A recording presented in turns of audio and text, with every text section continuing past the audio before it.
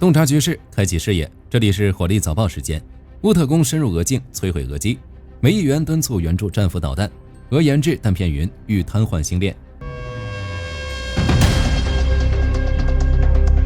根据亚速旅及特种部队最新通报，俄军在近日调集第40和第155海军陆战旅精锐，向杜布罗皮利亚轴线发起大规模机械化冲锋，出动了包括坦克、步兵战车在内的24辆重型装甲车，以及数十辆摩托车和4轮摩托，试图以4路纵队强行突破乌军防线。然而，这场原本筹划已久的闪击，在乌克兰守军面前仅仅维持了100分钟。乌军动用了侦察无人机、火炮、多管火箭炮以及致命的海马斯精确制导火箭系统，配合萨拉尔小组精准的远程布雷，将俄军进攻部队死死钉在原地。据开源情报分析确认，乌军共摧毁俄军6辆坦克、9辆步兵战车、5辆装甲运兵车。特别在俄军最后一波自杀式冲锋中，俄军投入的11辆4轮摩托有10辆被当场击碎。除了前线防御战，乌克兰在敌人后方的反击战同样战果辉煌。乌克兰国防部情报总局证实，俄罗斯利佩茨克附近一处严密护卫的军用机场爆发冲天大火，2架价值连城的俄罗斯空天军主力苏30和苏27战斗机在机库内被彻底摧毁。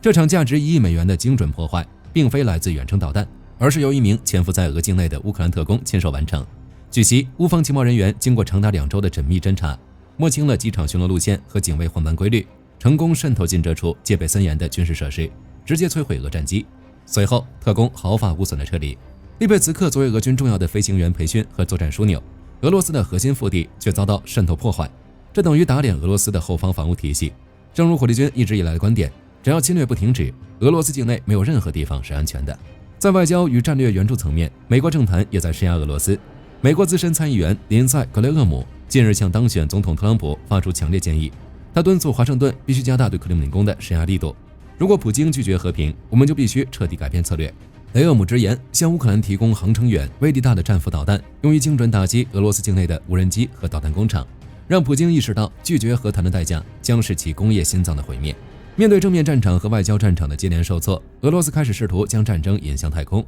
据美欧情报机构披露，俄罗斯正在研制一种名为区域效应的新型反卫星武器，其核心价值直指保障乌军通讯的星链。不同于以往的拦截导弹，这款武器会在轨道上释放数十万枚高速飞行的微小弹片，形成一片极其致命的弹片云。这些直径仅几毫米的颗粒，在高速轨道上威力惊人，足以在大范围内瘫痪美欧卫星的太阳能板，切断乌克兰前线的导引电路。不过，按照相关情报的披露，这个区域效应还只是 PPT 武器，未来能否投入战场，恐怕还要打上一个疑问号。今天的早报到这儿就结束了。大家认为白宫是否会参考议员格雷厄姆的提议，在俄罗斯拒绝和平时向乌克兰提供战斧？可以在评论区留言。我是火力军，下期见。好的，各位观众朋友们，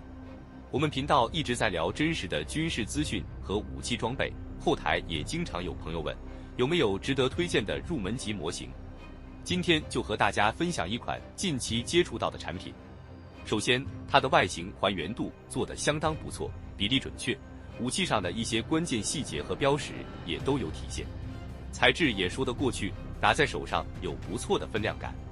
其次，它具备一定的可动性，对于理解基础操作原理有一定帮助，让它不仅是个静态摆件。综合它的做工和可玩性来看，价格确实比较亲民。对于想入门模型收藏，或者单纯想在桌上贴一个摆件的朋友来说，是一个性价比很高的选择。商品链接已经给你们上了，感兴趣的朋友可以自行了解。